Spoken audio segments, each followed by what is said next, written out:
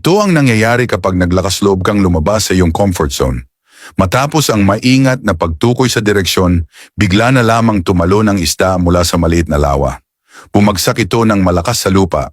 Nasaktan siya, ngunit alam niyang hindi siya maaring tumigil.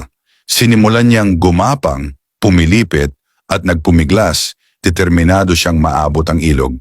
Kahit kumikiskis ang kanyang katawan sa matutulis na bato, kahit may panganib na matuyo siya sa ilalim ng tirik na araw, hindi siya natinag. Para bang may hindi maipaliwanag na gabay sa loob niya, alam niyang may tubig malapit at ito ang kanyang dapat marating. Sa bawat sakit, sa bawat saglit ng panghihina, hindi siya sumuko.